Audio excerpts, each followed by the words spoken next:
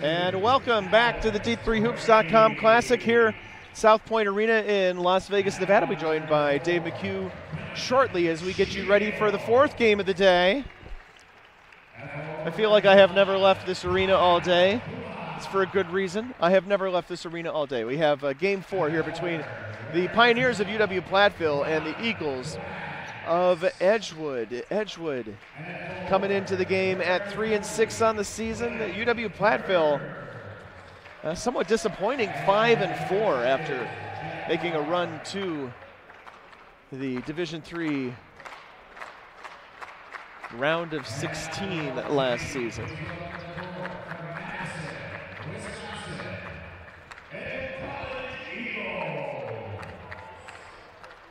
Platteville returning to the D3Hoops.com Classic. Edgewood here for the first time.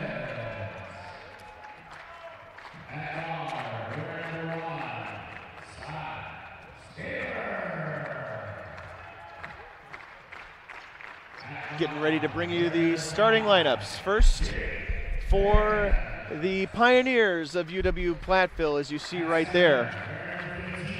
Starting at the guard with a 5'11 sophomore from Lake Mills, Wisconsin, number 2, Alex Rainey. Also a guard, a sophomore from Chicago, Illinois, number 4, Quentin Shields. Kyle Tuma, a freshman forward out of Velders, Wisconsin. He wears number 5.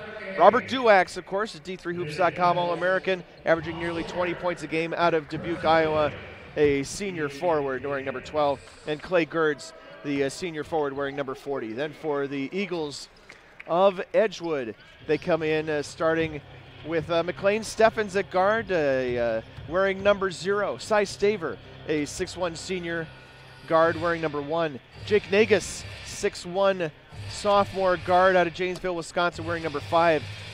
Emil Radisevich is the senior center, we're 6'6", wearing number 15, and then Ben Seefeld, the sophomore forward at 6'4", wearing number 33. The Eagles coached by Justin Meyer in his 7th season with a record of 56 and 110. Platteville coached by Jeff Gard in his 10th season, 144 and 104. Who's calling play-by-play, Dave? I'll take it if you don't mind. Go for it. It's all yours. And now we send it over to Dave McHugh for the first half play-by-play. Underway, Eagles get the opening tip in their gray uniforms with red numbers and trim. They'll be going left to right with possession. They're black numbers. Oh, the black numbers. Thank you, sir. I just assumed as they are I know. red with black. And I know you have the red-black thing going. Yeah, I like it. Pass was well intended and luckily deflected out of bounds by Platteville. We're in their road orange with blue numbers and trim. I know that for sure. You're good. On defense going right to left as we are underway. Nagus with possession, hands it off, baseline, collision with Steffens. Steffens with a headband, can't get it to fall as we are underway here in this one. Hope you're enjoying it as much as we are. How do you? This one has gotten me intrigued all How season long. I was just going to ask, how do you feel? Because I'm there. I'm here. For those who don't know, and we have a fourth new audience to bring this to, Dave is operating on whatever sleep he was able to get in an airplane. Yeah, basically. Since yesterday. Started the day in Baltimore, finished the day in Indianapolis rather than Las Vegas. Yes. And then, that was not planned. And then Indy to Detroit to Las Vegas. Got here about 90 minutes before tip-off of our first game. Yeah, that's yeah. Indianapolis Airport's a nice airport. It's a little busy, but I wouldn't want to live there. Wouldn't right? want to live. Nope. As Edgewood gets the scoring underway with nice a three-pointer from Seefeld. Nice three-ball right there. Shoots 58% from the floor to lead the team, but he is now 7 of 10 from beyond the arc on the entire season. Into the corner, up top, 3 on the way. Does not fall for Clay Gerds, the Fort Atkinson, Wisconsin native. So a 3-0 lead for the Eagles, looking for more. It does not fall that time as neither team has really started this game. We are spoiled as North Central and Husson started the game on fire and for much of the first half played on fire. This game is starting the polar opposite as there's been 1 shot out of 10 for both teams. Played on ice? Yeah. Yeah, the opposite of fire. It is. It is cold out here right now from the floor. 3 on the way. That one falls for Steffens. Yeah, I can see Steffens. That's a spot that you kind of like. Obviously, as a shooter, you have the direct straight-on shot, but I don't think it would be too difficult for Platteville to then cheat out a little bit further on him and try to push him further out.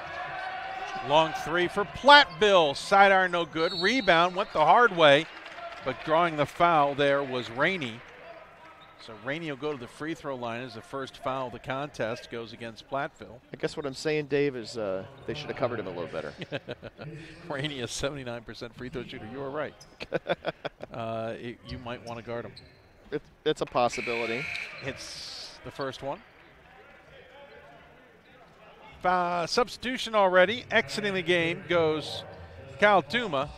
And into the game on the far post. There he is, number 34, Justin Fox, a 6'4" sophomore forward out of Emmington, Illinois. I can see you. Now turn around and face me, please. Show me your uniform, please. There's another sub there is coming out was Rainey. I just didn't see who checked in. We'll double check who it was in a moment. Actually, it was Carter Volker, 6'3" junior guard out of Kiel, Wisconsin. 3 minutes in, Edgewood's got a early 6-2 lead. Edgewood comes in 3-6 on the season. They were 11-16 last year on the turnover. Here comes Platteville on a mini break. Cannot get it to fall, but taking it to the hole was Volker. Will draw the foul on Radicevic. Right, I'm sure if you had told Coach Justin Meyer that he was going to come into the D3Hoops.com Classic just 2 games in the win and loss column behind UW-Platteville, he'd have been ecstatic. He probably just would not have anticipated that Platteville would come in at 5-4. Yeah, all of that. Platteville 5-4 is a little bit of a surprise to many of us. I had them in my top 25 preseason poll. They finished 24-5 last season, 12-2 in what was a difficult WIAC conference. It's the second of 2 free throws is good for a 1-1 split. Yeah, and then they lost at home by 16. 15-2 at home. They lost at home by 16 to St. John's, and they lost at Simpson by 11. Right. And, you know, Simpson may be a little bit of a surprise, but they beat other teams too. Correct. They lost to Wheaton by 22. They lost at Hope. And, the loss to Hope is the one that sticks in my craw a little bit because Hope is not the behemoth they have been in the past. Is that shot missed by Duax. And so I'm intrigued by this Platteville squad because they're no longer on my ballot at 5-4, and I'm just not sure what to make of them. Right, and it's a team that went to the Sweet 16 last year and lost to Nebraska Wesleyan, the eventual champ, by 1. Right. Nebraska Wesleyan on a buzzer beater, basically. So that was there were reasons to have high expectations. Woo, big 3 as Edgewood is starting to wake up. Negus with 3. Way downtown. Bang. 4 minutes in. I know, you were so lead. punchy I could just feed you anything and get you to bite on it, I'm pretty sure. That definitely did not get censored. Nice feed inside is a shot by Gertz coming from the feed from Shields. And, of course, Duax is a guy who's doing about what he did last year, right? Averaging just short of 20 points a game. D3Hoops.com All-American last year. You remember, of course, too, though, that Platteville went from 8-17 and 1-13 in the WIAC and completely turned everything around to go 24-5, 12-2. Ooh, I'm surprised that got called. Thought that might have been a little bit of Oscar-worthy attention there from Mr. Negus, but the call nonetheless goes against Mr. Volker. And the WIAC, you know, is difficult, obviously. Right. It's really difficult to go 12-2, and they might regress to the mean a little bit. Well, that was the thing is their turnaround was spectacular basically by any definitions, but to do it in the WIAC, right, which has been beating the heck out of each other, that was pretty incredible. Nearly impossible, one would think. Tyler Lemke, Jacob Miller, and Matthew Myers into the game for the Eagles as we're 5 minutes into this contest against Platteville. Platteville has some subs as well. I see Blake McCann out there on the floor, along with Justin Stovall, the Chicago, Illinois native. But it reads like a team that's maybe just trying to adjust and find the right combinations of players. Yeah, I just maybe too confident in how they played last year. Could be. It's a good wake-up call. You get all this stuff before WIAC play even starts. And it is going to be a beast of a season. Whitewater, Stevens Point, Platteville, all Oshkosh playing well too. And you can't discount any of the rest because they will nip you when you don't want them. Eau Claire will be tough. It'll be an interesting season, the WIAC, which has become not only the most competitive. As another three-pointer, this one coming from Matthew Myers, as Edgewood has heated up and started this game on a 14-5 run. That made no sense, but work with me, folks. No, it is a 14-5 run. It's obvious. It's 14-5. It's on your scoreboard. It is. Edgewood playing with a lot of fire right now too. This is a big game for them. Yes, big game. I don't know if you're Platteville if you wanted to play this game. Put back there by Justin Fox. Yep. Playing just his ninth, well, not just his ninth game. He's playing his ninth game this season. You know, frankly, Edgewood has more to gain by this game being taking place. Absolutely. This is a good game for the Eagles to measure themselves. Of course, they're 3-3 already in the NACC this season. They finished 10-10 last year. As coming into the game comes Ryan Buss out of Green Bay, Wisconsin. You know, I kind of forgot there's all those conference games in the NAC. So yeah, they have 5 non-conference games, and Edgewood is playing 2 of them here. So I'm pretty happy about that. Absolutely. That's hard to do. It's hard to get too many MIAC men's teams here for similar reasons, or MIAC women's teams for that matter. And women are regressing next year. What do you mean by? Well, they have the ODAC model currently. They're going back to the double round 22 games. Yep. The all 22. They'll do the all 22, and it will not be advantageous. That's a good call. Pile driving his way through is Blake McCann, and the defender was just in his way. And McCann picks up the foul, the freshman. Should point out, Shields, Tuma, Duax, and Gerds have started all 9 games this season. They've had a rotation with the 5th. And it's just been 3 on the Eagles as they have been looking. Staver, Nagus, and Radicevic. They had some problems with the shot clock. Radicevic starting all 8 games. So team's still kind of figuring out their starting 5, though usually the starting 5 means nothing after a few minutes nonetheless.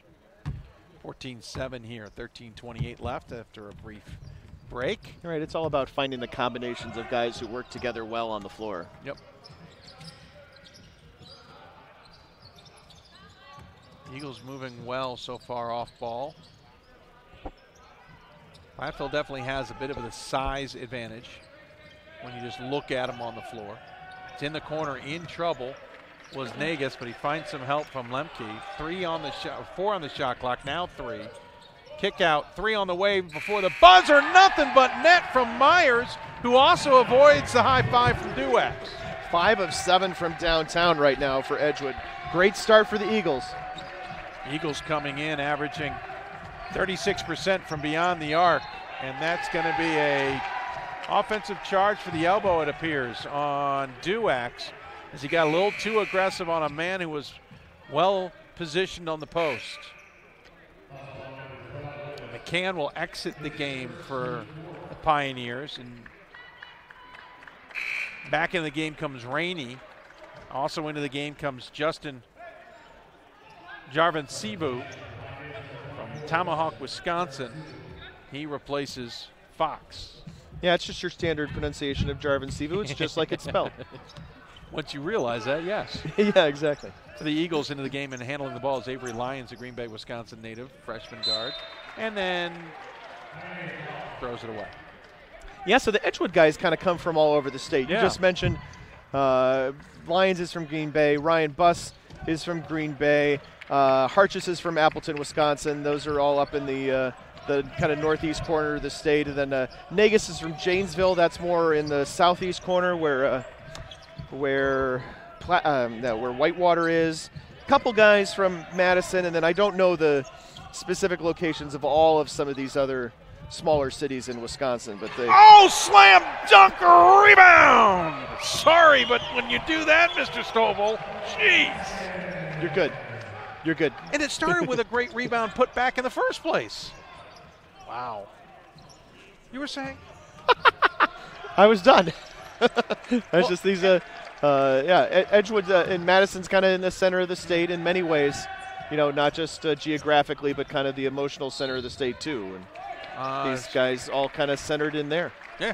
Shot doesn't fall for Lions, but he's going to line. I was noticing on Platteville for a state program with 7 or 8 guys from out of state.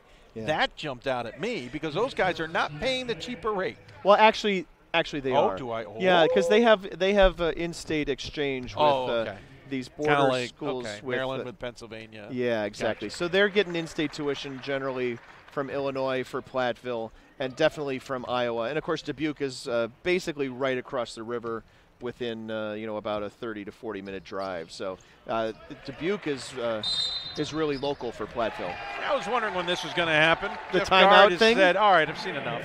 They let it go for 8 minutes and 19 seconds. Yeah, he went a long time there waiting for that timeout to be called. We'll stay here since it's so early. 19-9 with 11:41 here remaining. The Pennsylvania-Maryland is not because they have that, folks. They don't. But one of the tools that we've heard from a school who's going on to D3 is that area schools or area states would get state tuition. That would be their little gamesmanship on the tuition in D2. And so that's where that thought came from. But that makes more sense certainly for Wisconsin schools where you too. A lot of the WIAC schools have a lot of players from neighboring states, more than you see in a lot of state programs. Right, and River Falls has – I believe as exchange with Minnesota, they're pretty much right on the border. They're like 10 miles into the state. Does Superior have it with Canada? Well, Superior probably has it with Minnesota, though. Yeah, that's true. Superior is separated from Canada by a significant amount of water. That's true. You're going to have to swim a lot. Or ice, depending on the time of year. Back underway here in the Pointers. Big steal there. Jeez. The Pioneers, the Pointers are here too. Pioneers struggling here against this Edgewood defense. Trail by 10.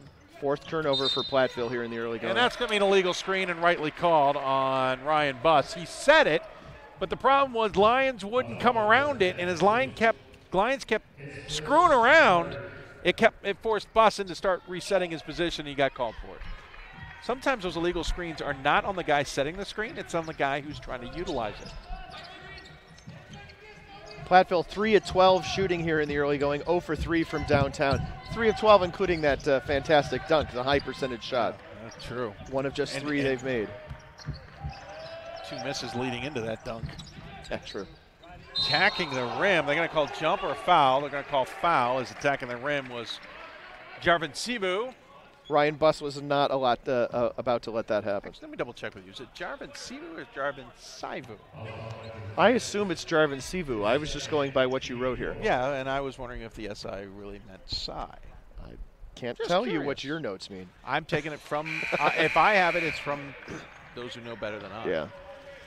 Eagles return Myers and Radicevic to the game. They also bring back Staver,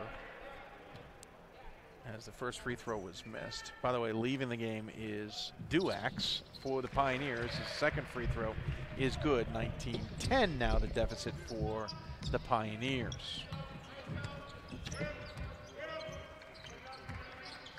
Hope you're enjoying this broadcast. Thanks for all of you who tuned in. Wow, got a lot of good viewership today. Thank you. It was a nice shot inside from Seafeld. Falls.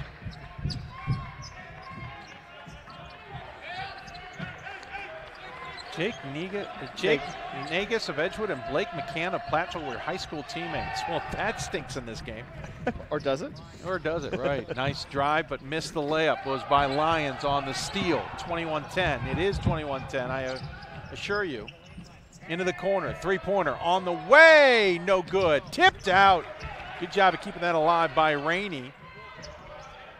Putting Shields with it far side. Now Rainey 3. Missed it. Shields put back. Yeah, I mean, you got to get second chance shots if you're not making the first chance, right? Absolutely. And they're getting plenty of second chance opportunities here. Well, yes. I mean, you have relatively to speaking. Yeah, they have had 3 offensive rebounds or 4 offensive rebounds, so that helps. Edgewood came in averaging 70 points a game while giving up over 78 points a game. Pioneers coming in averaging 78 points a game while only allowing about 74. You know, one other thing we noticed as we were kind of putting stuff together before this game is that Edgewood just doesn't offensive rebound a lot at all. 50 offensive rebounds on the season over 9 games. That's, just a hair over 5 a game. That seems like not a lot. Shields with the foul on the made shot. Platteville has 5 offensive rebounds already today. Yeah.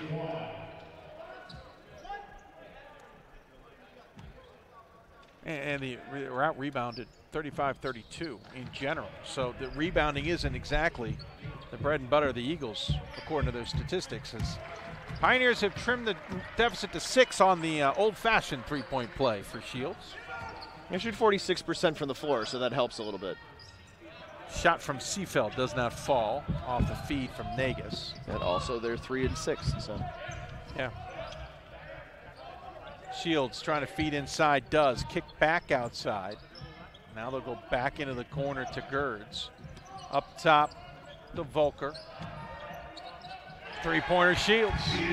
And just like that, it's down to a 3-point game thanks to the play of Shields, who scored 6 straight for the Pioneers. 41.4% from downtown. And Shields is up right now. And a traveling violation is the sensor worked that time. And Edgewood is going to want to call a timeout. How long do they want it? They want a full, we'll take it as well. Edgewood, Pioneers. It's 21-18, Eagles up. Back with more after this. Receive a non-athletic scholarship upon entering school. I got the presidential scholarship, which was huge for me. I think there's more opportunities for academic scholarships in Division III. I did receive academic scholarships. Just being involved on campus, being a leader, all those things combined kind of get me recognized. It's a great experience for me.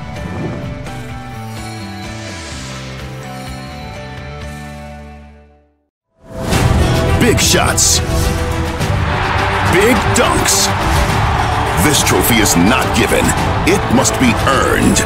The 2019 NCAA Division III Men's Basketball Championship, March 15th and 16th at the Allen County War Memorial Coliseum Arena in Fort Wayne. With his 3rd triple. Visit ncaa.com/tickets and secure your seats today. And welcome back as we come out of the timeout. Both teams have called a timeout so far in this contest, even though the system isn't telling us that. We'll fix that now, and you get to see it flash across your screen with our cool little graphics. Timeout. I'm Dave McHugh, Pat Coleman alongside. Feed inside, another 3-point opportunity for the Pioneers as Volker, who's making his return after missing the last 4 games, gets the shot to climb within 1, makes this, and it'll be 3 straight 3-point plays, essentially, for the Pioneers to tie this ball game. Of course not. Volker misses the shot. Don't hit the camera. Thank you. Don't touch the camera. Don't the move the too, camera. Don't do the things with the camera. Touch the camera. Trying to say. All right, anyway. all right. So, yeah, Volker played the first 5 games, and then he missed the last 4, including the 2 losses. They're coming in on a 2-game losing streak. Lost to Wheaton, as we mentioned, and lost to Hope. Of course, those were 2 big losses, and Volker, who knows if that his lack of a presence had anything to do with that. Yeah, I mean, you lose 1 by 22 to AstonFrancis.com. Right. And then yes. But the Hope game is Yes. 78-71. So fair point. I love the description, too. That goes up there with Gordon Manns on the last hoopsville of the semester. Is a nice drive off glass, and it is good for Radicevic, as he said, lately it's been looking not like D3hoops.com, but D3thomasmore.com. yeah, right. But he's right, because they've been phenomenal. And then, they're going to get all their games done, and then we're not going to talk about them from forget about them. Aston Francis, just as a reminder, in that game, scored 54 points on a 7 of 15 3-point. He shot amazing from everywhere. Volker 3, missed it, no good. So I'm fairly certain Volker was not going to have that impact. No. He could be the defensive stopper, but even a defensive stopper against Francis is going to hold him to like 29. Right. Okay. You're still getting trounced by Mr. Aston Francis, who I've said may take too many shots, but that's his game, and it's working because he's putting up points. So if you take 27, you make 16. That's not too many. No, that's not. No, actually, that's certainly reasonable. It's fairly appropriate. He's hit some incredible buzzer beaters already this season, too. He's all right. Put on a show. That guy's not bad. He can play basketball. Missed shot by the Pioneers. Aston Francis, of course, was here with Wheaton a couple of years ago. He scored 16 points against UC Santa Cruz. He is vastly improved as the Eagles are vastly improved. And this one, Seefeld with the shot. It's back up to a 5-point lead for the Eagles, who are certainly understanding the landscape. Nice feed inside on the backdoor cut. Basket hit by McCann. The feed beautifully by Gerds. Somewhere Bo Ryan is smiling. Yes. That's a beautiful classic Platteville right there. That is a great backdoor cut. Nope. Short on the Seaford 3, and Volker hauls in the rebound. Of course, Volker, we should point out, was so instrumental as he drives in. Off glass, does not get the call. They say that he was straight up, doesn't matter, draws it within one. Volker was so instrumental in their run last year. He was part of the kind of spark. Yeah, and it takes and Platteville has always been kind of a team game too, right? Yes. Back into the Bo Ryan era. It has been, not a team centered around one superstar. So when you're not, you really need all of those guys who play those roles to be there playing those roles for you. Correct. Seefeld with 3 on the shot clock, misses it. And the Pioneers seem to have found a different gear. They found a little more intensity here as they trail by 1. Volker tries to go behind the back, loses the ball but regains it. Shields for 3 in the lead. And just like that, Pioneers have erased the Eagles' lead and now have their first lead of the contest, 27-25. Yep, good little run coming out of a timeout here for the Pioneers. A little too close for comfort, but Staver does not get the call on Shields. Whew, close to a shuffle step there for Nagus. That was definitely a step back. That is a step back. It's a step back non-shot though. 5 to shoot. Nice steal by Shields. That's pretty. You know what I like too? Shot clock didn't go off. No. Nice job resetting it at exactly the right time. Agreed. Shields for 3, leaves it short. And a nice strong rebound from McCann. And they'll swing it around.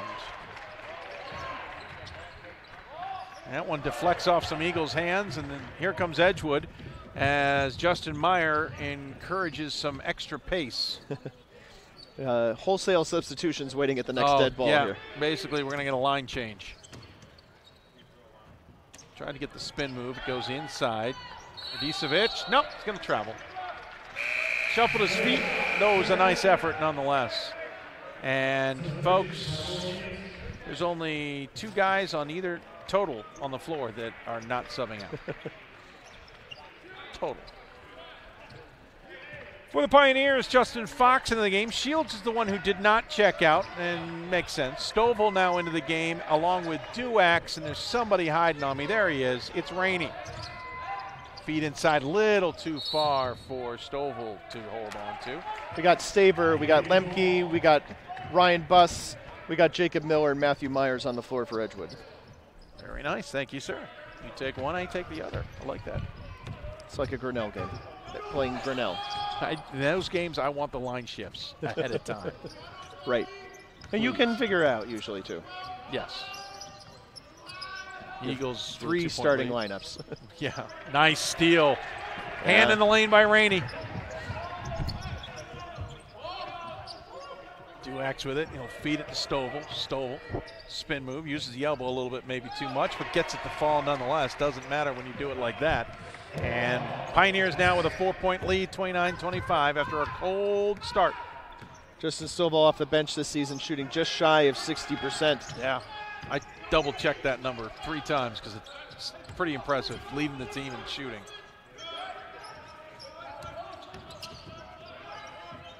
Shot left short by Myers. And Pioneers have definitely found another gear. Driving in, left it short though by Duax. Rebounded by Fox, out to Stovall, and he gets it to Shields to reset things with 17 on the shot clock.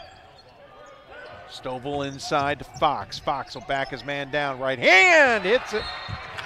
And now it's Edgewood with the timeout. Yeah, this is much needed. We've had 3 timeouts called in this half. Well, and they've all been needed. They've all absolutely every single one of them. Teams actually the only one was Jeff Gard waiting as long as he did. Right. It was just kind of like, wow, you waited that long? Waited till the 11:41 mark, I believe. I think you're right. When they were down 19-9. 9 turnovers here in the early going. The pressure is getting to Edgewood a little bit. It's not even really pressure. There's been some unforced turnovers in the offensive end of the floor. But really, so here's the key statistic is that Edgewood has turned the ball over 9 times, and Platteville's turned that into 9 points. Platteville has turned the ball over 8 times, and Edgewood has not been able to convert. They've only turned that into 3 points. That's not going to work, as they say. 2:51 left to go here in the first half. I'm Dave McHugh alongside Pat Coleman. At least I think I'm Dave McHugh, and I think he's Pat Coleman. It's all right. I mean, I haven't called you Keith McMillan yet, so you got that going for you. That's true. It's nice to have 10 days between games. 2:43 left. Don't always I'm get not that. calling you Ira Thor because I got a month off between those games. Yet. Oh, that's right.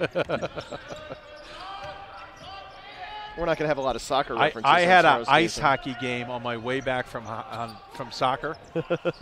It got a little close a couple times on some soccer references in the middle of an ice hockey game. Well, when I watch ice Shot hockey, clock. That's going to be a violation. There's turnover number 10. When I watch ice hockey, I watch it with a basketball frame of mind. Yeah. I mean, Yeah, I know, absolutely. fast breaks and stuff absolutely. like that. And It was the soccer where I was worried about some toe poke not being really what it was. Okay. 2:10 left. Actually, it was nice feed. Stovall reaches behind him and still nearly gets it to fall. The feed was actually a little bit behind him. I shouldn't give Quentin all that. Quentin said. Well, he still thought he should have finished, as you could tell Yes. by his reaction. It was actually an interesting hockey game. George Mason Club versus Penn State Altoona. Oh, interesting. And a bunch of the teams in their division are Division III schools with club ice hockey, which makes me wonder how soon do we see more influx in that ice hockey side of things, as we already have seen a little. Are those ACHA games? Yes, they are. Okay. Yeah. 1:50 left to go in the half here. Eagles now trailing by 6 in a game that they led by double digits. Does not fall for Jacob Miller on the 3 attempt. Here come the Pioneers the other direction. Forced that feed. That was well defended by Lemke. You never want to force feed. No, it's frowned upon. Lemke on the elbow is swarmed by Pioneers. They got a 3-on-2 if they hurry. They did not hurry. Broken up by Negus, but still somehow put up by Fox. Just does not get it to fall with 1:17 left. 3 on the way. Front iron no good. Rebound collected by the Pioneers. The Edgewood starting to press a little bit here, even though they got 1:05 left to go in the half. Remember, at the half, we'll send you to our halftime programming, which Absolutely. is a screen Wonderful with the score. Division III ads. Oh, yeah, that too. Yeah. 53 seconds left to go, and Edgewood's going to be a little bit more deliberate here. Yeah, things have kind of gone sideways for them here. They've had trouble hanging onto the basketball. They've had an entire possession without even getting a shot off. It's not gone well. Floater falls for Negus. That ends at least a little bit of a scoring drought. We'll go to the line to shoot a free throw. Best on the team at 70%. Which is saying something. Yeah, that's what But it's only slightly above the average, 66% for the team. Yeah, none of that really says much. And not a lot of guys take a lot either. It's basically just 2 of them who take the majority of free throws. It's Negus and Radicevic, and you can understand why. Negus is the guy who's driving a lot, and Radicevic is the guy who's the inside. big guy, yeah. But the rest of the team not necessarily in that conversation. 31-28 Pioneers the lead. There is a difference of about 7 seconds between game clock and shot clock. And we have a collision and a body on the ground. Volker in the lane. Shields with it. Crossover. Step back. Pass it off to Stovall with 10 on the shot clock. Stovall's going to try and back his man down. It's Steffens. He throws it up. Does not get it to fall. And Edgewood has the ball with 10 seconds left with a chance to tie it before the end of the half. 4 seconds on the clock. Forced up the 3. Almost fell for Negus. And that will draw us to halftime. So at the half, Edgewood started off the first half really well. Had Platteville on their heels, but Platteville has found their found their footing, stormed back, have 31-28 lead, and Pat? 22-9 run to end the half. Wow. Probably better than that too, but the point that I remember is 19-9. Yeah, that is and well-timed timeouts, to be blunt, from all three coaches to try and spark their teams a little bit here in this half. Indeed, let's take a well-timed timeout ourselves. I think we shall. You're watching the D3Hoops.com Classic from South Point. We'll be back with more second half and stats when we come back.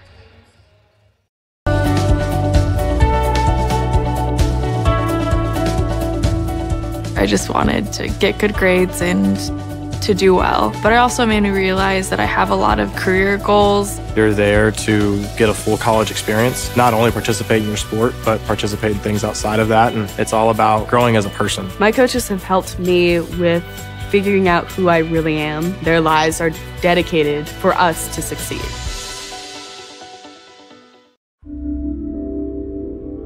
This is why we love sports. It's in the way they play, free from the pressures and all the money talk. Playing for simply the love of the game, where everyone has a shot at their definition of success on and off the field. This is what we love about sports, and what we can still love about college sports.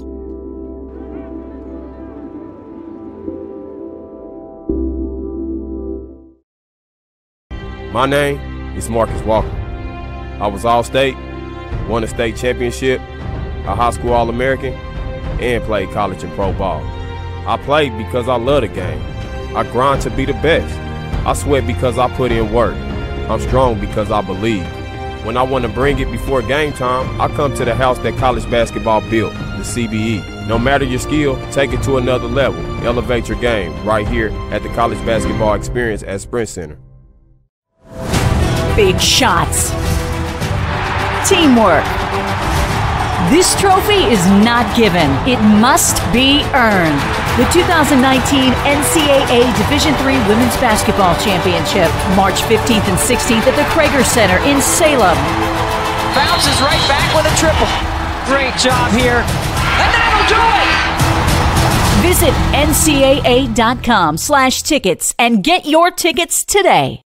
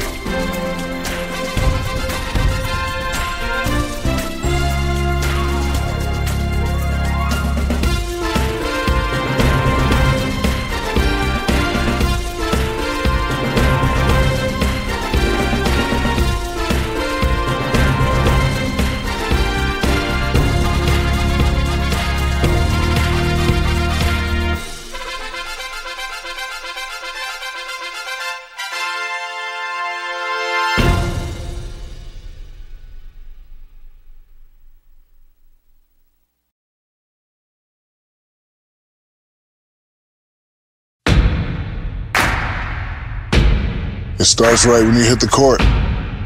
You imagine your finest moment. The game-winning shot that gets you to the dance, a monster dunk or no-look pass, and cutting down the net. Sports lets us dream of our own success and prepare us for our finest moments on and off the court.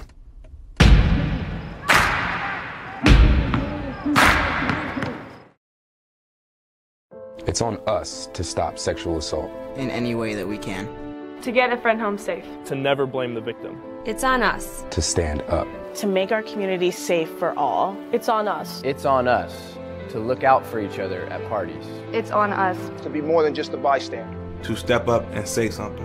It's on us, all of us. To stop sexual assault. Learn how and take the pledge at itsonus.org.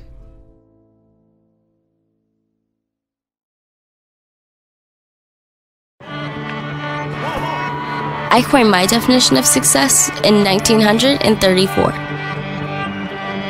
My definition of success is peace of mind attained only through self-satisfaction in knowing you made the effort to do the best of which you're capable. It's like reputation and character. Reputation is what others perceive you to be. Character is what you are.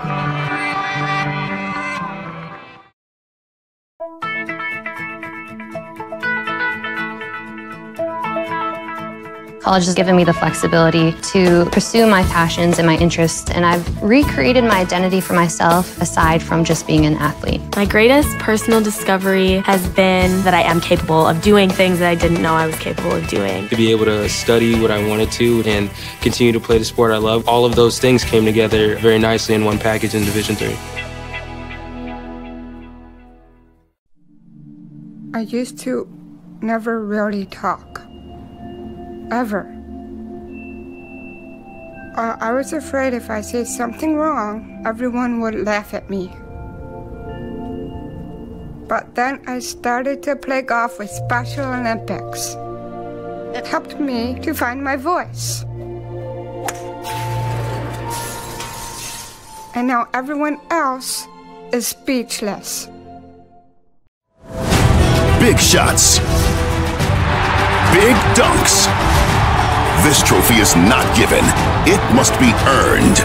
The 2019 NCAA Division III Men's Basketball Championship, March 15th and 16th at the Allen County War Memorial Coliseum Arena in Fort Wayne. With his third triple. Visit ncaa.com/tickets and secure your seats today. Great moments are born from great opportunity. That's what you have here tonight. That's what you've earned here tonight. This is your time. Now go out there and take it.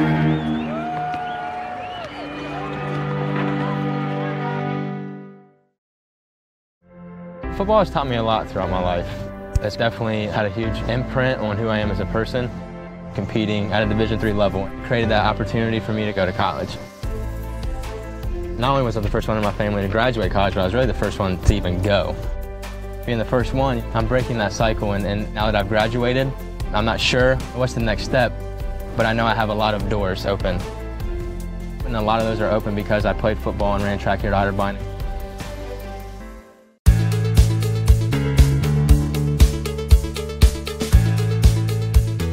Being a part of the different activities and organizations that I've been a part of, I'm actually able to see myself where I'm like, hey, I actually can make a change. I'm one person that can make a difference. Division III has helped me to develop teamwork skills, critical thinking skills, time management skills. It's not just about basketball, or it's not just about school, it's about developing yourself as a person altogether.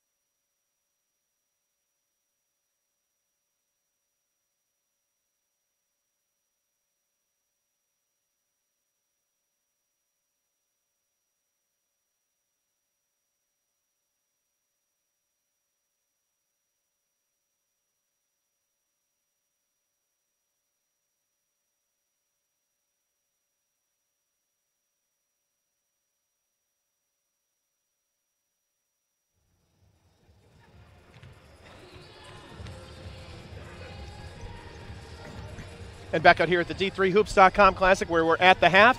UW-Platteville leading Edgewood by the score of 31-28. Halftime stats, Edgewood 10 of 25 from the floor, 40%, 5 of 12 from downtown. Not much better, 3 for 3 from the foul line. They've turned the ball over 11 times compared to 9 for Platteville, and Platteville has out-rebounded the Eagles 22-14. Platteville 12 of 31 from the floor, 39%, just 2 for 9 from beyond the arc, and 5 for 8 from the foul line. That's 63%. The Pioneers led by Quentin Shields with 11 points, 4 of 7 shooting, 2 for 4 from three-point range. Carter Volker with 5, Justin Stovall and Justin Fox with 4 apiece. For Edgewood, it's Ben Seefeld off the bench with 7. Jake Nagus and Matthew Myers with 6 apiece. Radicevic with 4. McLean Steffens with 3. Even though the shooting numbers are fairly similar, and in fact, Edgewood still with that advantage from beyond the arc based on their hot early shooting. They made 4 of their first 6, and they finished the half making just 1 of their final 6. And the rebounding margin also hurting the Eagles here through the first 20 minutes. Now for the second half of play-by-play, we'll send you over to Dave McHugh. Oh, thank you, Mr. Beck Coleman. Ooh, sure. As we're back underway, big spin move, turn back, jumper. Good from Duex as Platteville starts off the scoring quickly this half. Yeah, much better start, obviously, just in the first 20 seconds. Yes, 33-28 now the lead. Of course, Platteville is in their road orange with blue numbers and trim. They're going left to right, defending currently. Eagles are in the gray uniforms with black numbers and trim, from what I've been told. They are attacking to the left currently as a foul called on the effort there by McLean Steffens. Averages 7.6 points a game, 2.5 rebounds a game for this Eagles squad. You know, Justin Meyer, I think, has to be happy that his team is in the game, but knowing that they had a lead and, in fact, a commanding advantage at one point has to that's going to sting a little. Has to be a little disheartening. Yeah, they have to come out strong, and they have to get some defensive stops too. As tradition has it, teams sometimes hang out on the near side, as we do now. I thought it was Ramapo. It is not. I'm so used to Ramapo always hanging out there. It's a missed shot there from Nagus, who was working on his shot at halftime. Yeah, we got Ohio Northern camped out behind us waiting for their game, which comes up after this. Can I just say, we've had some decent crowds already in day one as Shields goes for the shot and draws the foul. People like to come to Vegas. I am impressed that this is becoming more and more of a destination. I think it's helpful, too, that this year the 27th, 28th, 29th, and 30th kind of line up on the weekend a little bit. Agreed with you. People are taking a lot of time off. This Christmas year, on a Tuesday. Next year will be helpful that way, too. Yeah. In many ways. Yep. Nagus hits the free throw. Of course. You think we're doing this again next year? Well, I'm assuming. No, I'm assuming. I don't want to I shouldn't. I assumed that would be in Vegas last night, too. I think we are actually signed up nice for 2019. I do know some of the teams that are already looking to be here, including potentially Scranton women's basketball. I'd love to see them back with a new coach, too. Well, they weren't here before. Oh, that's right. They tried to come here. That was the men. They didn't make it because of the snow. Oh, I apologize. I have my Scrantons messed up. Drive. Shot clock to 3. Shot outside. Left short. And Nagus continues to struggle with whatever he thinks he's struggling with. And I only say that because he spent much of the half not shooting with his team, but shooting on the other end of the floor. Oh, I see what you're saying, yeah. That was the thing that happened, yeah.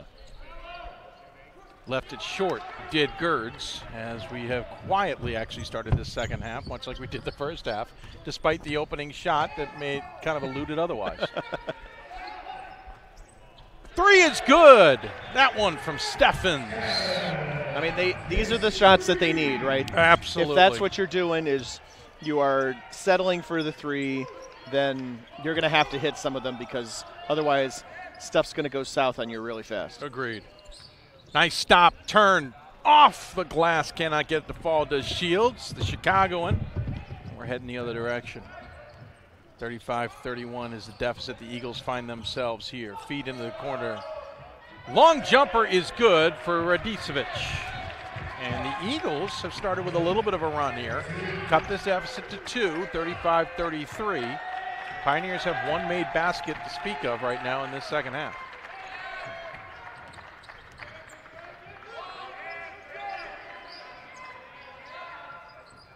Inside feed, Radicevic defended well against Gerds. Forces not the prettiest of shots, and Jeff Gard marches up the sideline in his coaching position. 3 on the way, no, side iron no good for Seafeld, but a strong rebound by Radicevic. Feed inside, wide open is Staver, and just like that, the Eagles have tied it at 35. I think in addition to, Gard escorted Justin Stovall to the scorer's table to check in, and that was when things started to turn in their favor back in the first half as well. Shields, 3, buried it. That'll help. When Shields went on his little run too, that helped. His 6-0 run himself. An old-fashioned and new-fashioned three-point plays. Ooh, an old-fashioned. Oh, there you go. That or maybe got me thinking of something else right now. Maybe a perfect Manhattan, maybe. Anyway, into the corner. Steffens. No, sir. No, says Gerds. Steffens thought he had a wide open layup, and Gerds slammed it home from behind and buried in the corner, though, as Steffens defensively can't stop the three-pointer. And just like that, the Pointers, well, I'll get the score right on the screen, I promise you. Well, my question was that Duax on the shot? Okay, now they've changed the scoreboard, so now I'm all messed up. I got 38-35 on live stats, if that's helpful. No. But I see the question of 2 versus 3. Yep. Gonna have a long conversation at the scorer's table, I suspect, because now it says 41-35. Missed it by that much. I will wait until we find an actual score, and they're gonna have some officials come over. Yeah, love to have a review, but can't give it to them. Though that one would have been hard to see, to be blunt. It is 41-35, they say. Pointers the lead as Edgewood is shooting. That's what I think I had earlier. You did have it at 41-35, yep. Subs in as Mr. Stovall is in along with Volker, replacing Gerd and Rainey. One more shot coming here for Seafeld. Misses it as well. 15:40 remaining. Pointers have a 6-point lead after the game was just tied by the Eagles. Just Stovall's presence seems to have woken up the Pioneers. Inside feed to Volker. Volker. Well, he went the hard way against Staver, and it didn't work out. Thought he would go back to his left. He went to his right instead. And that's going to be an offensive charge. They're going to argue he was in the arc. I couldn't see it, so I've got no ability to let you know. But it looked like a charge from my vantage point on Negas, who went in and drove right through the Platteville defender. They're going to have a little bit of a convo on making sure. Yeah, we have the red circle for men. Yes. And does any... Can't be touching. No part of it can be touching? You can. He had his. Just your questioning tells me he was in the arc. He had his heels on the arc. Okay. Not by much, but the black one is the old one that the women technically use, along with their "you can't see it" box. Okay. There's a box they wanted on the floor that luckily people told them they weren't going to put on the floor. Feed inside to Stovall. Stovall hesitates, and that costs him the jumper.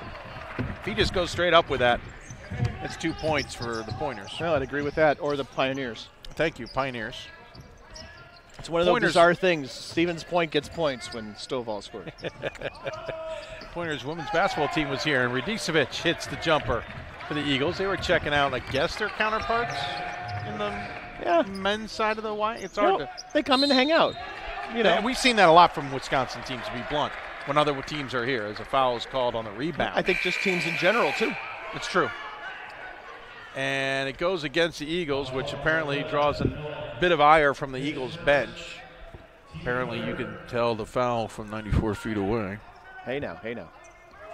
This lack of sleep might be affecting me. 14:37 left to go in the second half. You just have to get through the next 14:37, then, and I have relief for you for. That's true. We'll for tag Game in. 5. It's walking in the building right now. In fact. Oh, I was going to say, what is the chances he isn't able to make it? As the Pioneers put another 2 on the board, 43-37. But if he's walked into the building, and I say that having been waiting for an airplane for 6 hours, told it's on its way, but having proof it wasn't. Well, Dave, you're about to time out, so we know. Yeah, that was my other fear, by the way, is a drive to the lane, late whistle here on the Jacob Miller attempt.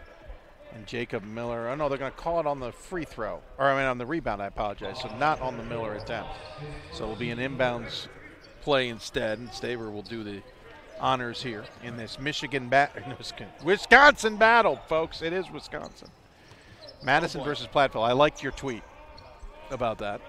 Wisconsin v. Wisconsin. We got an illegal screen.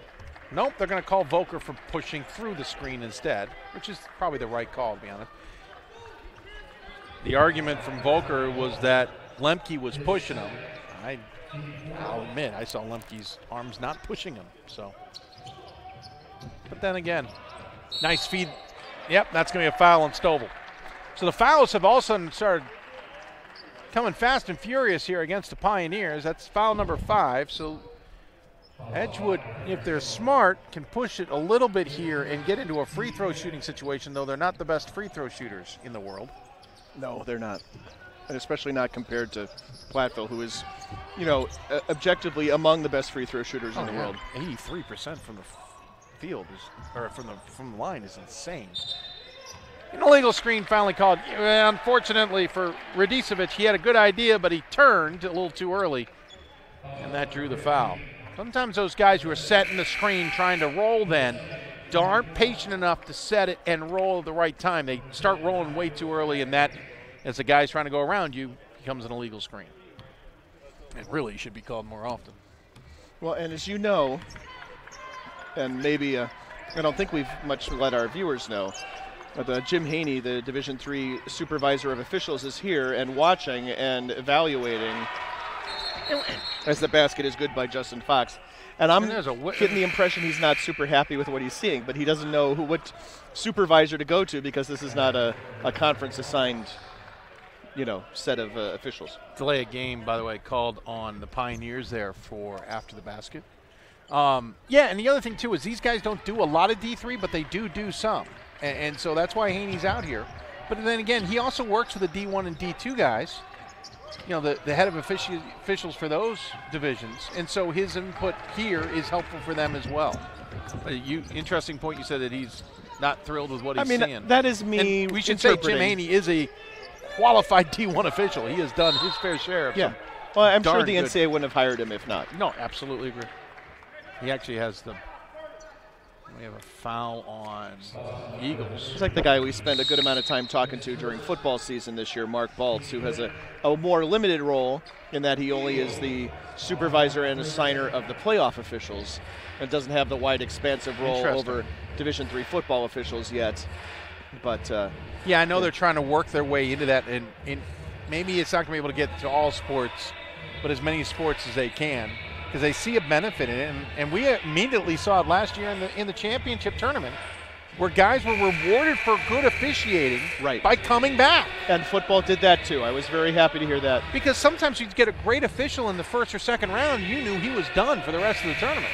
Yeah, so they evaluated those officials in the first and second round of the football playoffs as well. That's 24 crews. And from those 24 crews, then they drew the 7 who would officiate the quarters, the semis, and the Stag Bowl. Oh, good.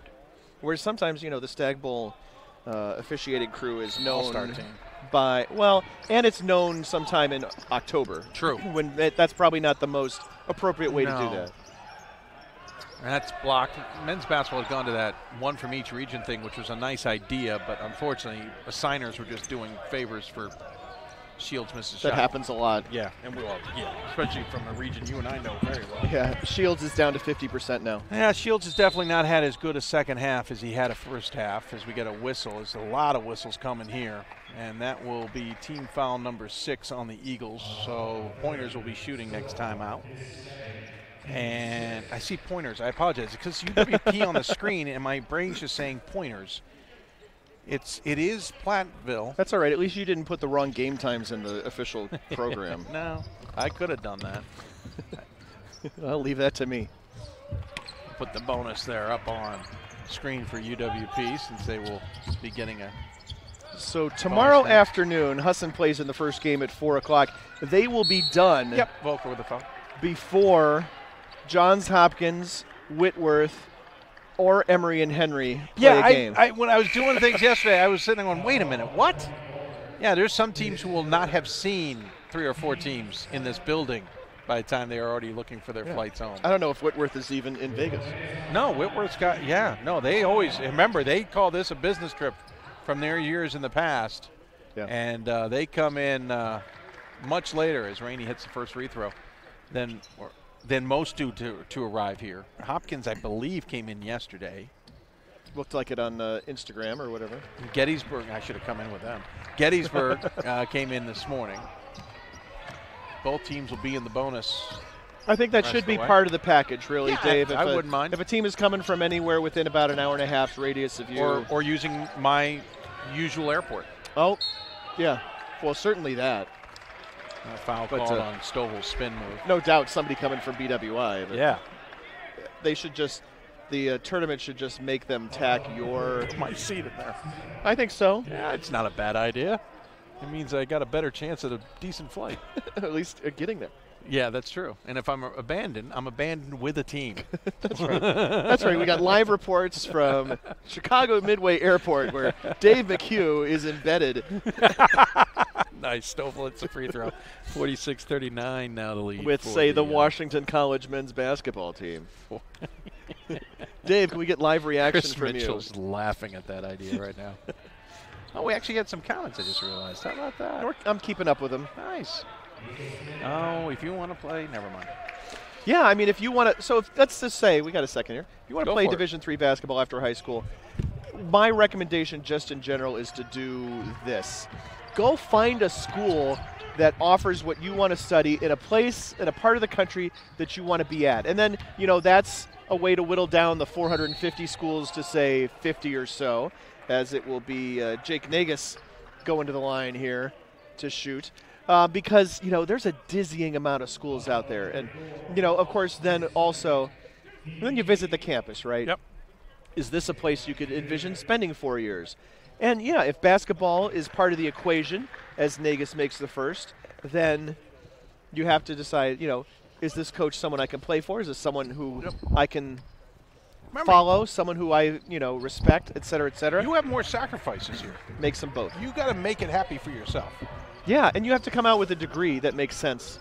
And, and as a basketball player or any Division III student athlete, as a foul away from the basketball, is you're going to not just be a student athlete, you're going to be part of the entire, collegiate experience. So do you want to be, in the, in the drama club, or you want to run for student government, or, music program, join the chess program. club. Right, exactly. Right. Participate in a student. There's a lot of student athletes who do more than just athletics. I think basically everybody does. And that's one of the reasons that that presidents want to limit how much practice and being part of a team is part of the equation. They want these student athletes to be part of the community in other ways. We just got serious. Jacob Miller throws it away.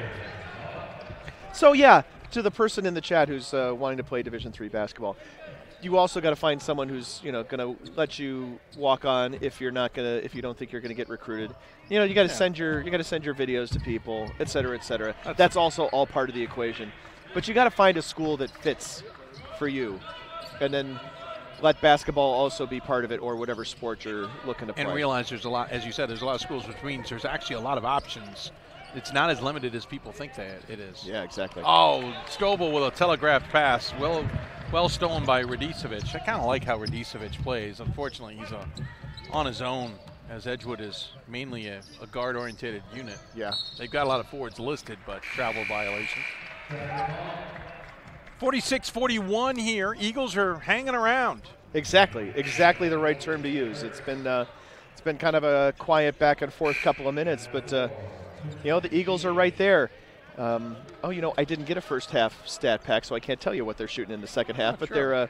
they're 40% from the floor and 40% for downtown. Neither of us was sitting here when they came by, and apparently they forgot that we're here every game for 10 years. 9 years.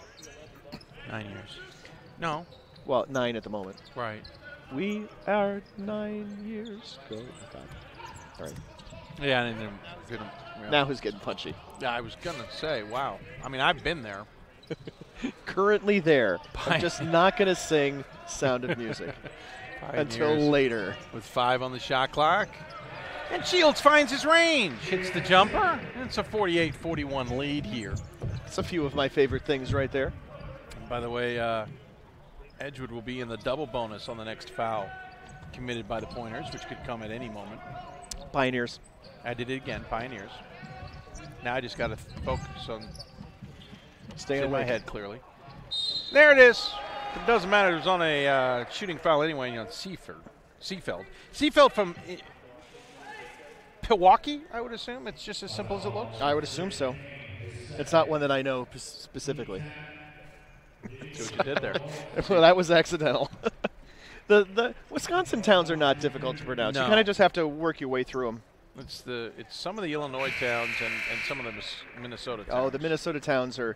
We like to mispronounce proper, common names like New Prague instead of New Prague. Mm-hmm. And there's another one. We're not as bad as Texas, but I'm near a town like that.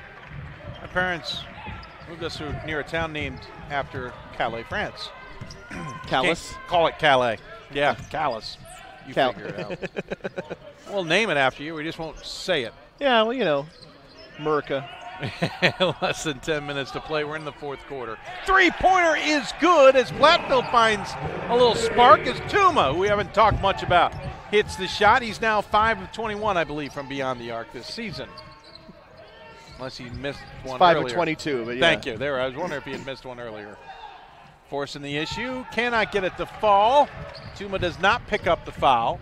51-43. I would not say Platteville is playing stellarly here. They're going to have a heck of a game against North Central if they play like this. Shields 3 is good. Okay. Shields is up. You like that, don't you?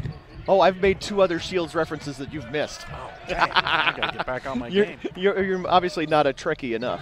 No, I'm just apparently not focused. Radicevic forced, but he was shooting from behind the backboard. You see, the point of making good, subtle puns is not to force them. Let them flow naturally. True. And so the ones that you didn't notice were like when I said that Shields was at 50%. Tuma for 3.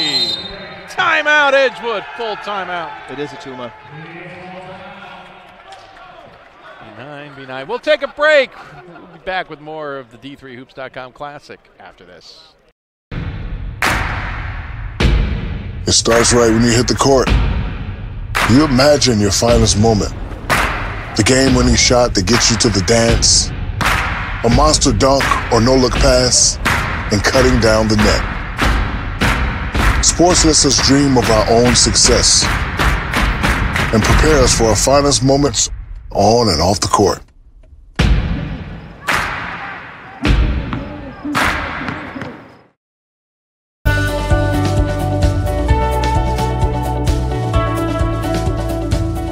I just wanted to get good grades and to do well. But it also made me realize that I have a lot of career goals. You're there to get a full college experience, not only participate in your sport, but participate in things outside of that. And it's all about growing as a person. My coaches have helped me with figuring out who I really am. Their lives are dedicated for us to succeed.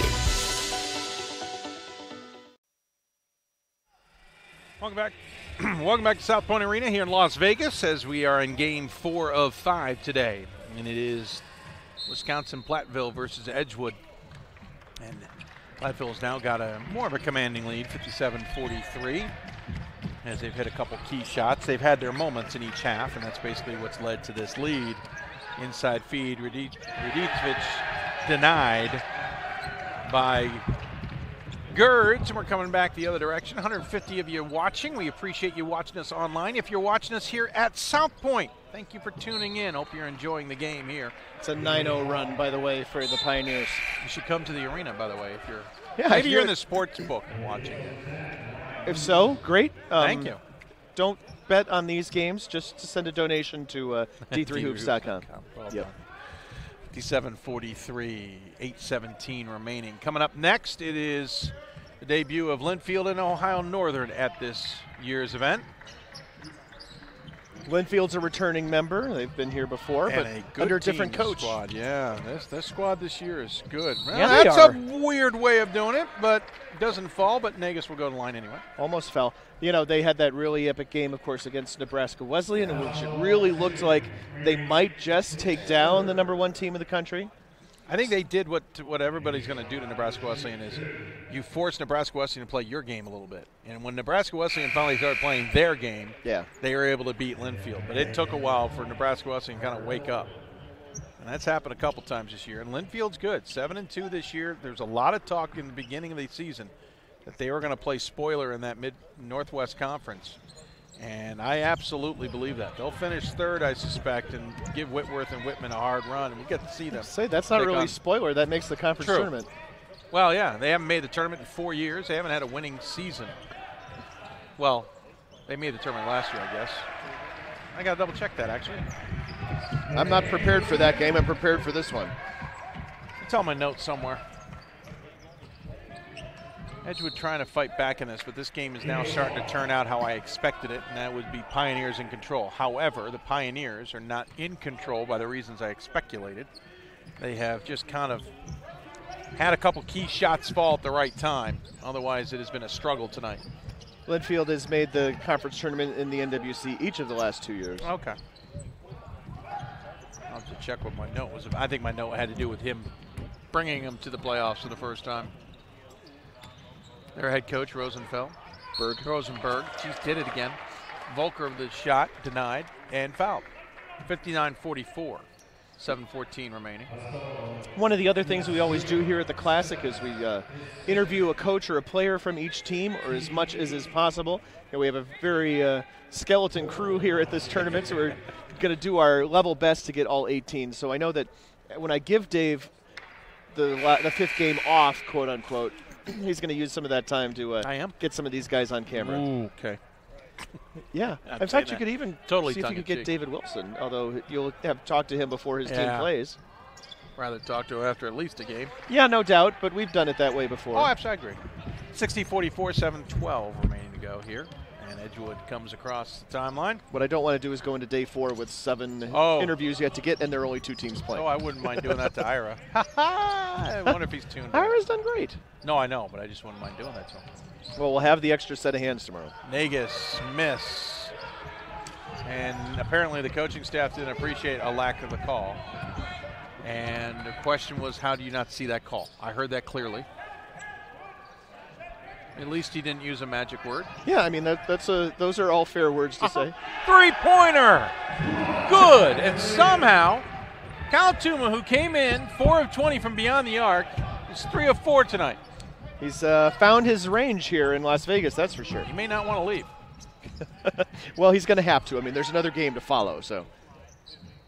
Shot missed by a lot of work there from Buss. Tuma buried it. You got to feel it for that young man. He was a guy who's struggled from three-point range. He's started every game, but he's averaging just under 2 points or just under 3 points a game. And how about that for a little bit of a coming-out party here in Las Vegas? His bench is enjoying it to its fullest. So is he. Yes. So is he right now. You see his. Suddenly, this is a 20-point game, by the way. He's a very young man. Look at him. It's like, oh, yeah, I have kids your age. He's a freshman, folks. Yeah, you do. I don't, luckily, for a little longer. Though it's starting to feel that way.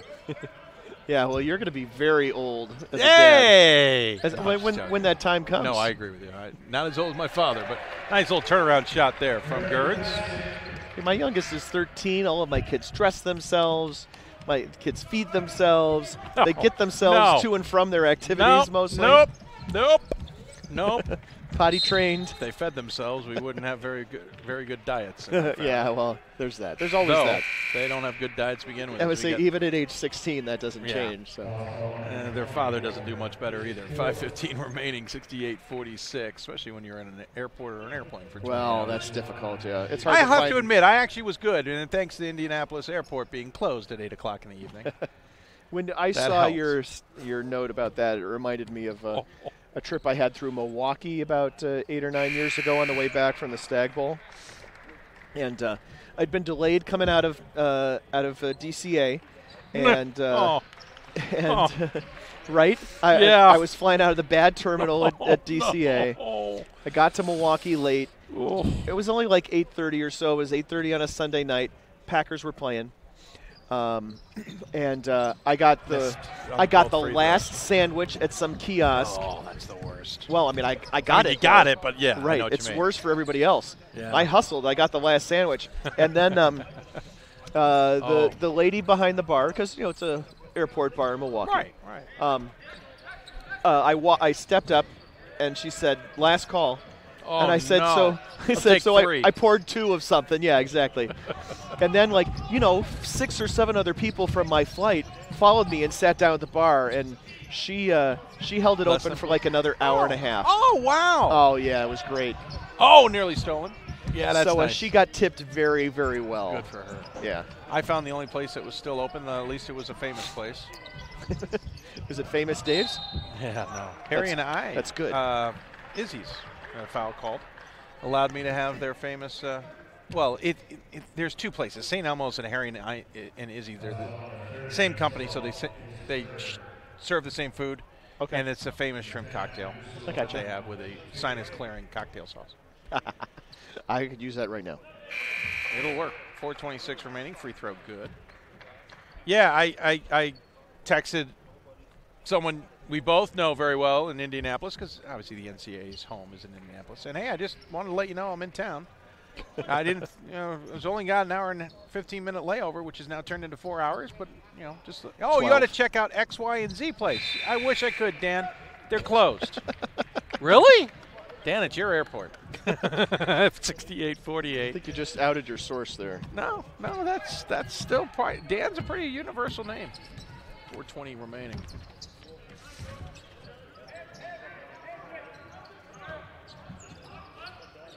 Eagles have gotten their wings clipped here by the Pioneers after a hot start to this game. Stovall with a jumper. I like Stovall's game. And again, I remember it was a close game when he came in, right? Yep. Well, he showed up at the scorer's table, and that's when immediate 6-0 run took place. So just his threat of coming into a game wakes up the Pioneers. That's right. That's going to be an offensive charge. Can't lower the shoulder like that, Mr. Fox. Sifa. Oh, sorry. Wrong end. Yep. I just looked at the guy who was on the floor, and I didn't think. Mr. Fox, well done, is what I will say. Fouls drawn. Justin Meyer is frustrated on the Eagles bench. I think they thought they had a chance, especially this game started. They did. And the Pioneers, again, have not played well in this. Ooh, well saved. Have not played well in this game. And the Eagles had a chance, and they're going to end up at 3-7 and wishing they had this one back. Headed into a Saturday game against Emory and Henry. 3-pointer on the way from Stovall, left it short. Yeah, that one will be interesting. I got it. Emory and Henry also lost some talent from last year's pretty dynamic squad. Yeah, that's true. 3 on the way. Nice shot in the corner. Oh, Jacob Miller, the junior guard. Shoots 50% from beyond the arc. And a legal screen. They have been calling those left and right. And Jeff Guard's not arguing. He's yelling at Stovall about it as the Eagles literally wholesale change it and throw up the white flag.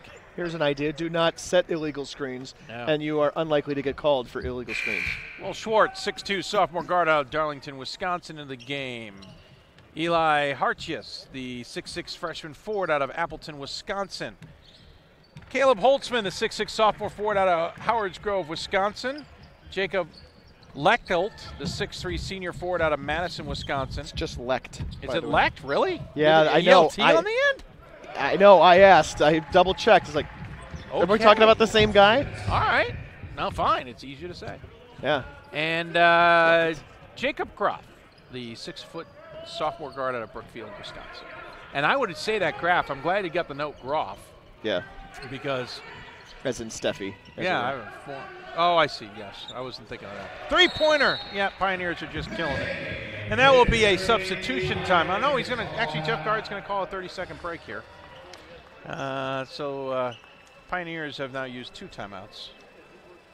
73-53, 2:22 remaining. Don't forget, coming up, the 5th and final game of today. It'll be Ohio Northern Polar Bears versus the Linfield Wildcats. Ohio Northern was in the top 25 early this season after a stellar start to the season. Not in the top 25 now. They have struggled since that hot start. Lost one of their better players to an ACL injury.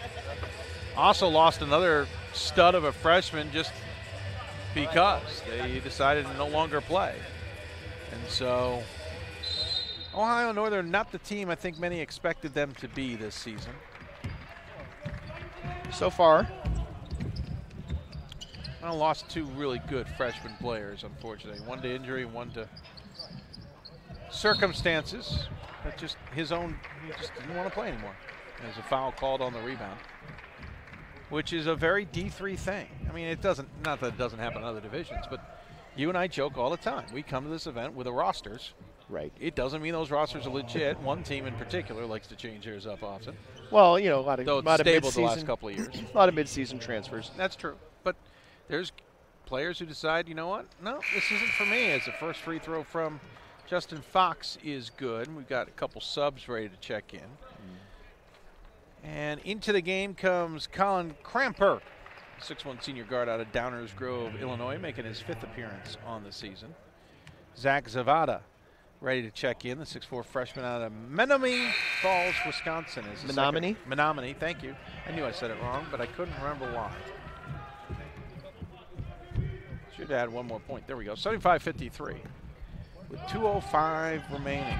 Eagles, who did you say they're playing next, Pat? Emory and Henry. That's right. Emory and Henry coming up. Day 3. Saturday. They got a day off. Oh, that's nice spin move. Oh, I wanted that one to fall from Schwartz. Yeah, that did look really pretty. It was perfectly timed. Schwartz on defense here forces a bad shot. It's when the younger players can show off their, they're calling for a tip. They're not going to get it. It's when the younger players can show off their worth, maybe to get into games later in the season. Of course, Edgewood plays in the NACC, which has a lot of games. There's a few. Wide open conference for the most part. And now with Benedictine not leaving, yes, that problem does not get fixed. It gets exacerbated by Illinois Tech joining and nobody leaving. Yeah, Benedictine, who had announced they were going to leave for Division II, had been accepted to Division II, and had started their transition year. Yeah, that's the right word. Yeah. And pulled up stakes shortly after that decision for many reasons. Not all of them easy to discuss. Just because it's inside. There's a minute left in the game. And there's a minute left. Yeah. So yeah, that conference gets enormous now. Well, 3 in the corner, good from Staver. And it's a substitution timeout. Drew Gunnick. I apologize. Drew Gunnick, the sophomore. We'll have more on Hoopsville at the half. Yeah. Right. Well, it is interesting. I think ultimately you hear from Benedictine as to all the reasons behind that, because I think it's, I'll just leave it at this. I think it's something that all Division III schools who ever consider the move should consider. You know, there's a lot of inner workings that go into this. It's more difficult than people think, and it's certainly more difficult than fans think, but it's more difficult than schools think too. It's much more financially impactful. Yeah, and often these decisions might be driven by one or two charismatic leaders on a campus who don't necessarily weren't necessarily in athletics even. Or just want a feather in their cap. Nice little turnaround jumper, by the way. That's kind of what I was hinting at. Oh, okay. Okay. Yeah, exactly. They got stuff they want to do. Yep.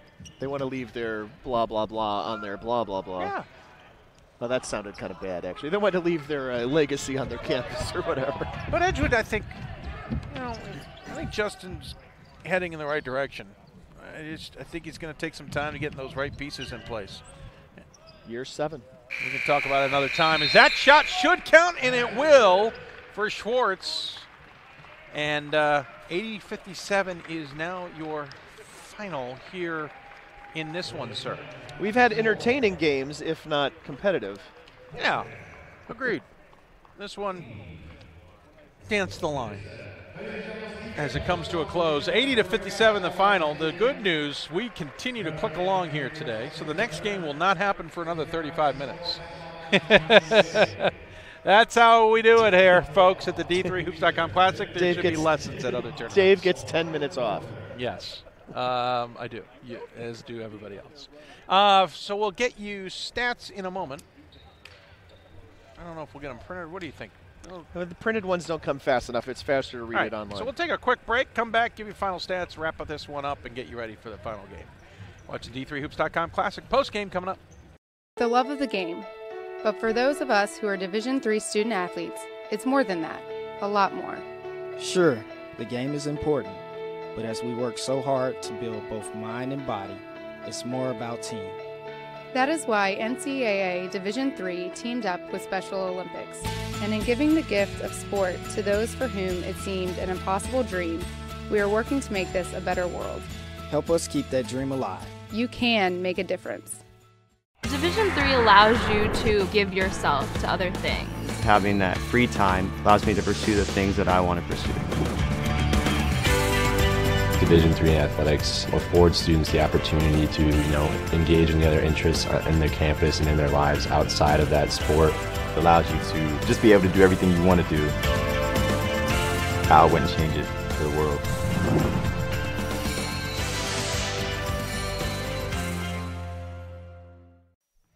Welcome back as we'll wrap up this one between Platteville and Edgewood with the Pioneers improving. I should check on that. To 6-4. Edgewood falling now to 3-7. For Platteville, they were led by 21 points from Quentin Shields, who ended up shooting above 500 on 7 of 13, 4 of 7 from beyond the arc, 3 of 3 from the free throw line, along with 2 assists and 2 steals.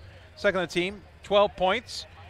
Kyle Tuma, who exploded in the second half on 4 or 5 shooting, all from beyond the arc. He also had a co-team high 7 rebounds, along with Clay Gerds and Justin Fox.